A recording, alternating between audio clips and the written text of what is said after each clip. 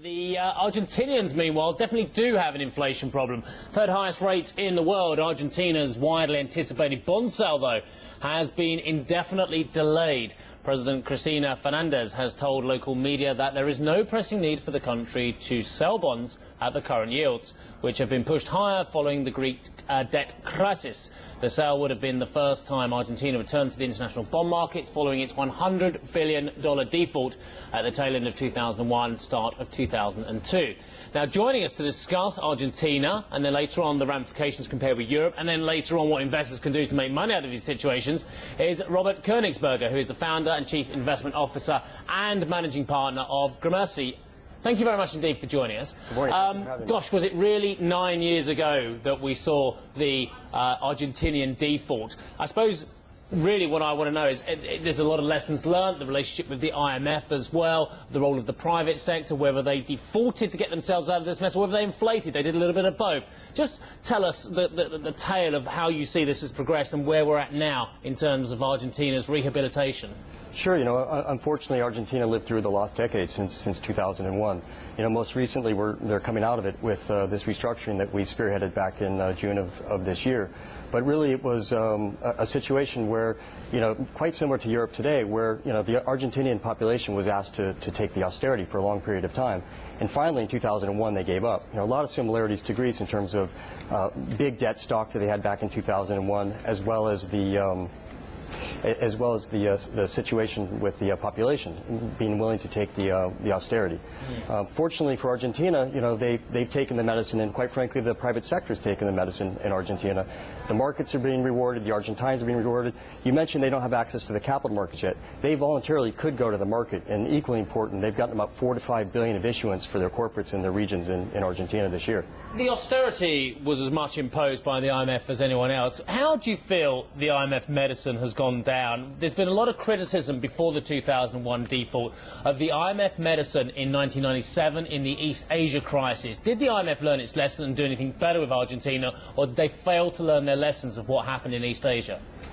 Well, I think where they failed, and again I see similarities in Europe today with the multilaterals, is failing to bring the private sector into the solution. You know, really what happened in Argentina in the late 90s and early 2000s was this notion of kicking the can forward. And, you know, we have examples in Latin America, say the Dominican Republic or Uruguay, where you can go through a preemptive reprofiling or restructuring, bring the private sector in, perhaps even without a haircut, bring interest rates lower, regain access to the capital markets. There was a very big haircut in Argentina, wasn't there? In Argentina. I mean, people lost, what, 70 cents in the dollar, didn't they? The haircut there was 66 2/3. The recovery today is about 70 cents on the dollar because of the spread compression and also the GDP warrant that was attached to it. You mentioned Greece. I mean, there obviously is a very clear read across. The numbers simply don't stack up. We had, you know, yesterday Greek bond yields at one stage blew out by, of the 10 years, 34 basis points, closed at 31 basis points up. Austerity fatigue, surely that's a big risk, because austerity is not a slap in the face. It's a long period of pain. So how long do you give it before people have this endless pain, but there's no light at the end of the tunnel? You have cuts, problems with pensions, riots, so on and so forth. At what stage does the opposition party or the existing ruling party say, okay, you know, let's just restructure the debt? You're right, Julian. I mean, the problem is austerity does hurt, right? And ultimately, you can have the policies, you can have the policy commitment, but you need the cooperation of the population.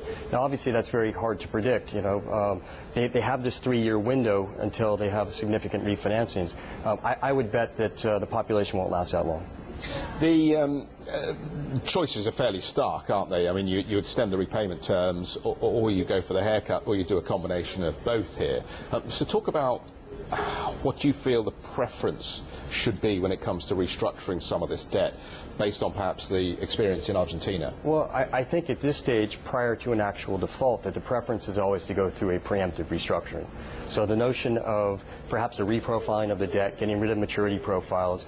Again, all this EU money is being thrown at Greece, and it's not drawing in the private sector. And there's an opportunity to marry those two components together and create value in terms of tighter yields for investors, which would perhaps invite them to come into a restructuring.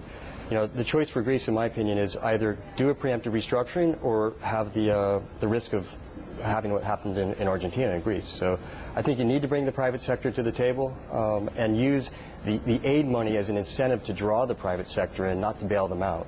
You know, what the private sector needs to realize in places like Greece is what feels like a bailout today will be a bail-in tomorrow. And the problem with the EU and the IMF and what have you is they act like senior creditors. So if you go back to Argentina, you know, the IMF got paid in full. The Paris Club's not going to take a haircut. It's the commercial creditors that actually had to take that 66. The IMF got paid in full. Sorry, I think Mike was going to come in there. But the IMF got paid in full, and Joe Stiglitz and others have criticised this very aggressively, of course, because and this is the same argument now. The IMF and the international bodies getting paid in full at the expense of growth by the private sector. That is money that could have been regenerated, so say the Keynesians. Yeah, you know, that's the issue, is that the IMF involvement within Argentina became such a political issue that the only way for the Kirchners that they felt to deal with it was just to pay them off and move them aside. Now, I think, you know, 5–10 years later, it may be more palatable. Even in this administration, there's talk about IMF reviews and what have you. You know, that's a necessary prerequisite to resolve the Paris Club right now. So I think that, unfortunately, the IMF kind of you know, that's what the private creditors need to realize, is the IMF's not taking a haircut. The Paris Club, they talk about, you know, comparability of treatment. It only goes one way. They get paid par and commercial investors don't. So you can preserve par in Greece today, but it's probably going to take some sort of reprofiling to get there. The question I was going to ask is, do we really want to take lessons from Argentina? Because at the end of the day, even today, you've got credit default swaps there. What, the second or the third highest in the world. You've got, or the most expensive in the world. You've also got a lot of issues when it comes to private sector investments, a lot of people questioning what's going on internally, how sustainable that growth is. So do we really want to draw that many lessons from Argentina, even though it's 9 years down the line? Well, no, I think the lesson to draw from Argentina is that when you deal with those things and you solve them, that your spreads come down. I mean, you know, just in the last 3 months, Argentine spreads are down 500 basis points. You need to solve these issues for foreign direct investment to happen. So the issue was, it was the lost decade in Argentina. Until debt's resolved, you won't get the foreign direct investment, you won't get your spreads, and you won't get access to the capital markets. And what we did in June is, with this private sector-led restructuring, we solved all those problems. The private sector is not going to be allowed back in to solve these problems, though, is it? Because what we have with Greece is a political solution which is effectively being determined by Brussels and the Bundesbank, or sorry, the ECB, as we should probably call it. And they, you know, how many months now have investors waited for this default and restructuring to take place in Greece? And it hasn't, because we've created this super fund in Europe which is there effectively to delay any form of restructuring activity. Yeah, well, what we call kicking the can forward. But, you know, thus... But do you understand? You're an American, aren't you? Yes, sir. Right. So we have a European construct here which is tied into the legacy of 2 world wars on this continent. That's what we're talking about. That's why the Germans and others just are not prepared to go down the road on some kind of debt restructuring on Greece. Or am I wrong? Well, I think, for me, the issue is, I think they'll have to. I mean, German politicians are getting increasingly stroppy with Greece. If you read German newspapers, the editorials are saying, you know, why should we have to work longer than the average Greek? There's a whole pension fund. So it does actually risk stoking these old tensions between nations. But for me also, to take back to the issue of CDSs, who takes a hit? It's the commercial banks, and if they restructure the maturity, does that mean that CDSs kicks in? Who loses, who gains? And that's a great point to go to the break on, because we're going to pick up the conversation with Robert. Thank you for staying with us, Robert. We'll come back to this in just a moment. Let's get back to the sovereign debt story. Next week, Portugal is said to walk in the footsteps of its European neighbours as Parliament prepares to vote on guidelines for the 2011 austerity budget. But what can Europe learn from other sovereign debt crises, such as the one in Argentina we were just talking about, that could limit the damage of debt black holes? Robert Koenigsberger is the founder, chief investment officer and managing partner of Gramercy. Robert, very simple question. In Argentina, we mentioned the 25% interest rate. We didn't mention the 9% plus growth rate at the moment, and we didn't talk too much about the ongoing wrangles with debt creditors with the Argentinian state. How much is all of this and more a template for what is happening and going to happen in Europe? Well, I think that's exactly the question, and I think it very much should be a template. And as we talked about before, the risks of not dealing with it can lead to the lost decades. And, I think a lot of the lessons for Europe and elsewhere can come from emerging markets. We should learn from the history. Ultimately, as I said before, I think the private sector needs to be a part of the solution. Jeff was mentioning that, the EU won't let them in, but eventually they're going to be brought in. And I would rather come in voluntarily than have something jammed on me later. I remember back in the whole kind of moment, I think, and we saw this $1 trillion aid, the IMF, the EU working together. The relationship was described then as the prisoner's dilemma, I think, with those who issued the debt, those that owned the debt, the banks around Europe, of course, being on the hook for billions here.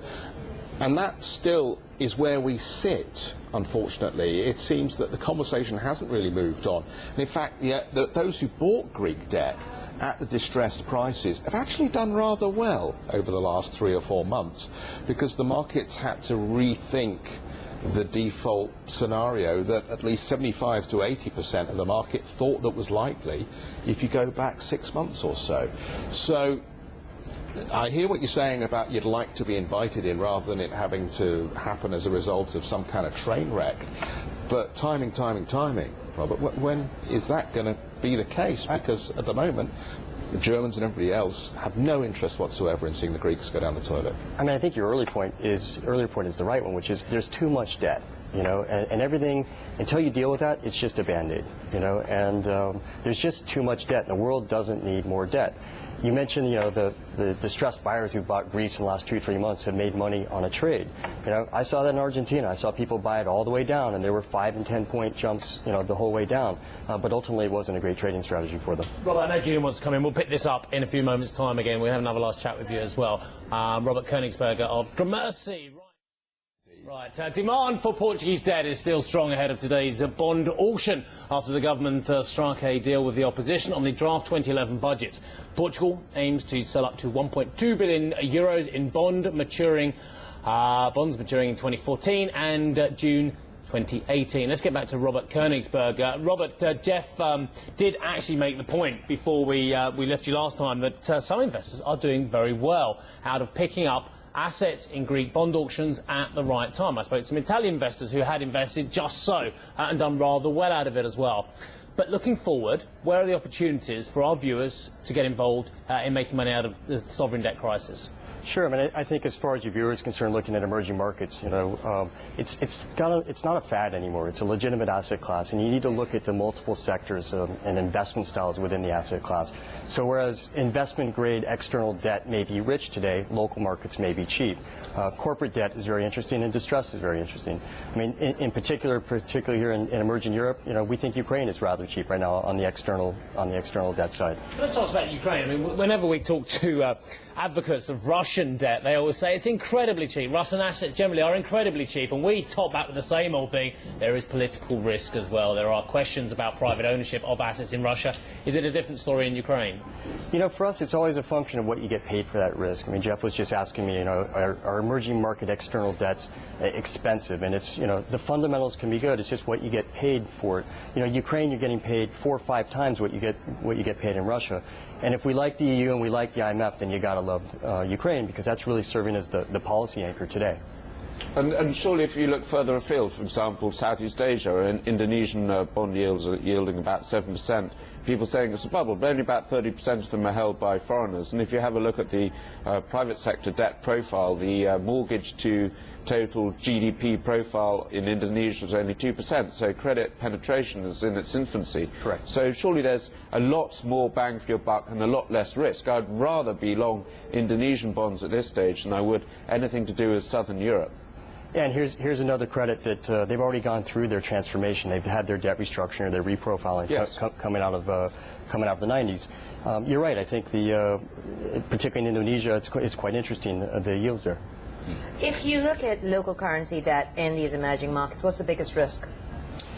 I think the biggest risk is, despite the fact that our investors tell us that they're underinvested to the sector, we look at, those markets can become very crowded and they're very difficult to move. So they don't necessarily have the liquidity that the external debt markets have. So they're still subject to volatility, but we think there's good value there. Very interesting open this morning for the gilt market. It sort of reflects this noise. It's not very loud yet, but this money finding its way out of government debt funds. And we're just starting to see this as I think people get concerned about the implications of rising costs in the emerging world and whether there is an inflationary impact now we're seeing through the developed world and whether ultimately monetary policy is going to have to turn at some point.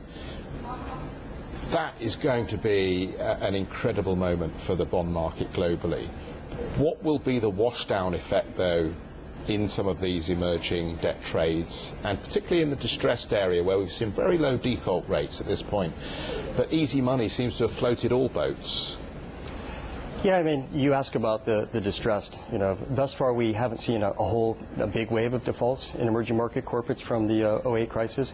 But that being said, you know, we estimate there's about 400 billion of corporate amortizations coming out of emerging markets in the next 2 years.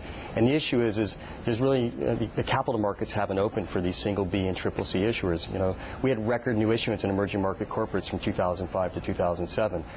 All those maturity profiles are coming due. So, you know, there's nothing necessarily wrong with the underlying company. It's just unfortunately they've got a maturity profile where they've got a hump in the next 2 years. We think those are really interesting opportunities to get involved with. It's been fantastic talking with you, Robert. Thank you very much for coming in and helping us out with the conversation. Robert Königsberger, the founder and Chief Investment Officer